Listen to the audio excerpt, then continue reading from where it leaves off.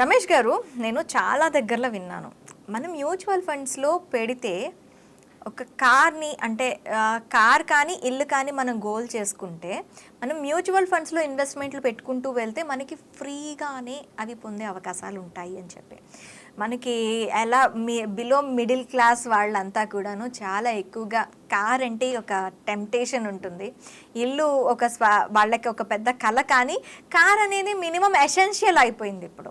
So ఒక కార్ని ఫ్రీగా తీసుకోవాలి, ఫ్రీగా నేను కార్ని చేసుకోవాలి అంటే మ్యూచువల్ ఫండ్స్లో నేను ఎలా ఇన్వెస్ట్మెంట్ చేయాలి? డెఫినెట్లీ అండి, చాలా మంచి క్వశ్చన్. సో మనం యాక్చువల్గా ఒక 15-20 ఇయర్స్ బ్యాక్ వెళ్తే బైక్ ఉంటే చాలా లగ్జరీగా ఫీల్ అయ్యేవాళ్ళు. అవును. కానీ ఇప్పుడు ఉన్న సిచ్యువేషన్ నార్మల్ కారు కూడా కాదు, లగ్జరీ కారు ఉంటేనే లగ్జరీ ఫీల్ అవుతున్నారు. అవును. సో గోయింగ్ ఫార్వర్డ్ 5 ఇయర్స్ తర్వాత అందరూ కొద్దిగా పెద్ద కారు కావాలని కోరుకుంటారు. అవును అవును. సో దానికి ఎంత అవసరం అవుతుంది? ఒక 20 lakhs అయితే అవసరం అవుతుంది.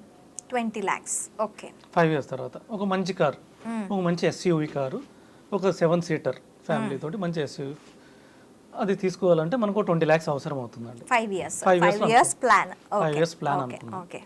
సో ఇక్కడ నుంచి మనం ఎంత ఇన్వెస్ట్ చేయాలి మ్యూచువల్ ఫండ్లో? మ్యూచువల్ ఫండ్లో మన ఎక్స్పెక్టెడ్ రిటర్న్ 12% ఉంది. ఎందుకంటే చాలా ఫండ్స్ అందుకన్నా చాలా ఎక్కువ ఇచ్చాయి. సో కొన్ని ఫండ్స్ కూడా ఆల్మోస్ట్ 12% కన్నా కొద్దిగా తక్కువ ఇచ్చాయి. సో అందుకు మనం తక్కువలో తక్కువ 12% అనుకున్నా కూడా మనం సపోజ్ ఒక 20,000 మన పాకెట్లో 20,000 ఇవాళ నుంచి ఇన్వెస్ట్ చేసుకుంటా వెళ్తే 5 ఇయర్స్ తర్వాత 12% ఎక్స్పెక్టెడ్ రేట్ ఆఫ్ రిటర్న్లో 16 lakhs అవుతుంది. ఓకే, 16 lakhs అవుతుంది. అది 5 ఇయర్స్ తర్వాత అది 25,000 ఇన్వెస్ట్ చేస్తే ఎవ్రీ మంత్ 5 ఇయర్స్ తర్వాత 20 lakhs రీచ్ అయిపోతాం. ఇప్పుడు మనం ఎంత దాచిపెట్టగలమో మనం లెక్కేసుకొని, సో మనకు గోల్ ఫిక్స్ అయింది కాబట్టి మెజారిటీ అమౌంట్ నాకు 50,000 జీతం వచ్చింది, ఒక 20,000 ఇన్వెస్ట్ చేసేయాలి. మినిమం టు మినిమం అది 16 lakhs అయితే అవకాశం ఎక్కువ ఉంది. ఈ 16 lakhs తీసుకుని ఆ టైంకి 20 lakhs కాకపోయినా 16 lakhsలో మంచి కారు వస్తుంది, సెలెక్ట్ చేసుకొని తీసుకోవచ్చు. First point. రెండోది 25,000 ఇన్వెస్ట్ చేయగలిగితే ఇంకా మంచిది. 25,000 ఒక 5 ఇయర్స్ కాబట్టి 5 ఇయర్స్ టైం అనేది పెద్ద టైం కాదు, తొందరగానే అయిపోతుంది. ఒక 25,000 ఇన్వెస్ట్ చేసేస్తే 12% రిటర్న్ తోటి కూడా అది కూడా మనకి 20 lakhs కార్. లోన్ కూడా వెళ్ళాల్సిన అవసరం లేదు, క్యాష్. మన క్యాష్ అంటే కొద్దిగా రేట్ కూడా తగ్గిస్తారు, డైరెక్ట్ క్యాష్ పే చేసేసి కార్ తీసుకొని వచ్చేయచ్చు. ఇంకా మిడిల్ క్లాస్, ఇంకా కొంచెం లోయర్ మిడిల్ క్లాస్ అనుకోండి, లోయర్ మిడిల్ క్లాస్ కూడా మినిమం 10,000 అయితే ఇన్వెస్ట్ చేయగలుగుతుంది. ఎందుకంటే కార్ కావాలనుకున్నప్పుడు దానికి కొంచెం త్యాగాలు తప్పదు. ఒక 10,000 ఇన్వెస్ట్ చేసాం అనుకుందాం, ఇది కూడా 5 ఇయర్స్లో మన 12% రిటర్న్ ఎక్స్పెక్ట్ తోటి 8.5 lakhs అవుతుంది.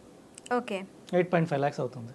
8.5 lakhsలో ఏదో అంటే కారు మంచి కారే ఉండొచ్చు 8.5 lakhsలో, మరీ లగ్జరీ కార్ కాకపోయినా అప్పటి సిచ్యువేషన్ సినారియాస్ని బట్టి మేబీ ఇంకా కాస్ట్ తగ్గొచ్చు కూడా.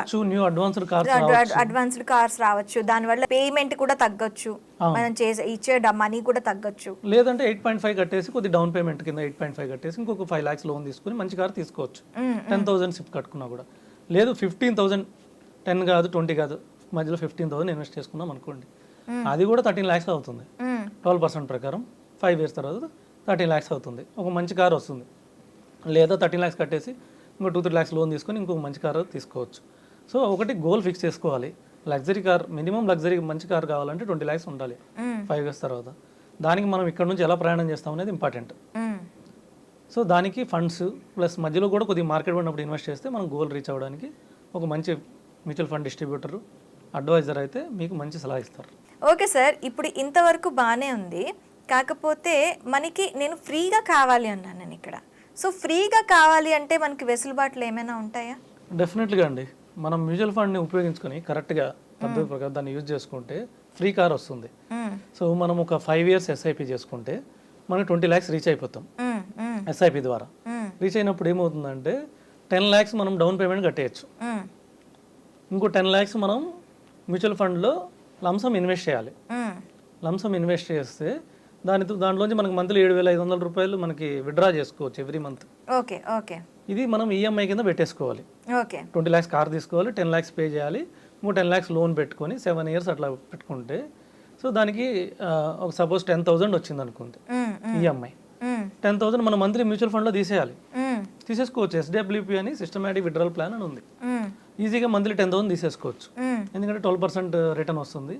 అంటే మంత్లీ 10,000, మంత్కి 1%, 10 lakhsకి 10,000 మనం విత్డ్రా చేసుకోవచ్చు. సో ఈ 10,000 మనం ఈఎంఐ కట్టుకుంటూ వెళ్ళాలి. ఓకే. ఈఎంఐ 7 yearsలో కంప్లీట్ అయిపోతుంది. ఓకే. సో దాని తర్వాత మనకి మళ్ళీ ఇంకా అమౌంట్ ఎవ్రీ మంత్ 10,000 వస్తూనే ఉంటుంది. ఈ 10,000 మనం మళ్ళీ ఇన్వెస్ట్ చేసుకోవచ్చు. అక్కడ నుంచి ఇంకో 4-5 yearsలో ఈ 10 lakhs మళ్ళీ 20 lakhs అయిపోతుంది. ఓకే. అంటే ఓవరాల్ 10 years ప్లాన్ అనుకోండి. ఇక్కడ నుంచి 10 years ప్లాన్.